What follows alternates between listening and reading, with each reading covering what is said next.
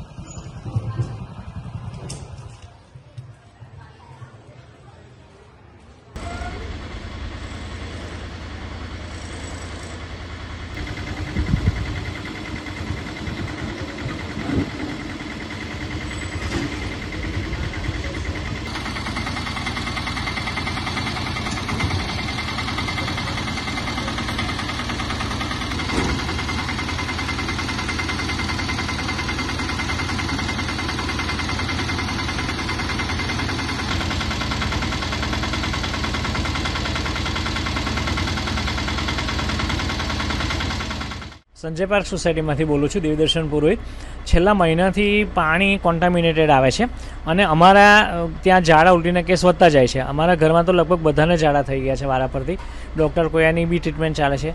મનોજભાઈ પટેલ જે કાઉન્સિલર છે એમણે બહુ સરસ સહકાર આપ્યો છે અને છેલ્લા 2 દિવસ પહેલાં એમને ફરિયાદ કરી, એટલે માણસો મોકલે છે, પણ હજી એનો નિકાલ નથી આવ્યો। આજે અત્યારે તમે જો ખાલી કચરો કાઢવાનું મશીન જ આવ્યું છે। ખરેખર ડીસિલ્ટિંગ કે જેટિંગ મશીન જોઈએ, આમ તો ડીસિલ્ટિંગ જ જોઈએ અને જેટિંગ મશીન, તો એ બધો કચરો બહાર કાઢી નાખે। હવે બધી ગટરો ભરેલી છે, કચરો તમે આમાં જોયો છે એટલો બધો કચરો છે, એ બધો કચરો પાણીની પાઇપ વાટે ઘરમાં આવે છે અને પાણી કોઈ પણ વ્યક્તિ પીએ તો એ તરત કોગળો કરી નાખે, એ બીમાર પડે એવું જ પાણી છે, કોન્ટામિનેટેડ। અમે રોજ 250 રૂપિયાની 20 લીટર બિસ્લેરીની મોટી 5-5 લીટરની બોટલો બ્લિંકિટમાંથી મંગાવીએ છીએ, પીએ છીએ, કારણ કે તબિયત સારી રાખવી પડે। મોટી બેબીમાંથી તકલીફ પડી છે એટલે એ આ પાણી પીવું જ પડે।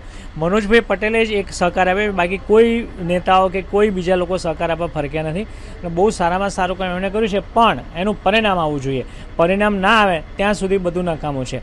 પાણી એકદમ જ ગંદુ છે, તમે જે પણ વ્યક્તિને પીવો આવીને અહીંયા પી શકે છે, તરત જ કોગળો કરી નાખશે, એટલું બધું કોન્ટામિનેટેડ ભેળસેળવાળું પાણી છે। હું પોતે પાણી પુરવઠામાં રહી ચૂક્યું છે, મને ખબર છે કેવું પાણી હોવું જોઈએ। અને કોર્પોરેશનમાં જ્યારે વેરો ભરીએ છીએ, કોર્પોરેશનને આટલી બધી મદદ કરીએ છીએ, તો કોર્પોરેશનની એક ફરજ છે કે નાગરિકોને બચાવવા જોઈએ। તો આમાંથી એ આવતું નથી, ફરકતું નથી। કમ્પ્લેન કરો ને ત્યાં સુધી ગટરને સાફ કરવા કોઈ ફરકતું નથી। આ ગટર આખી સોસાયટીમાં બધે ભરેલી છે।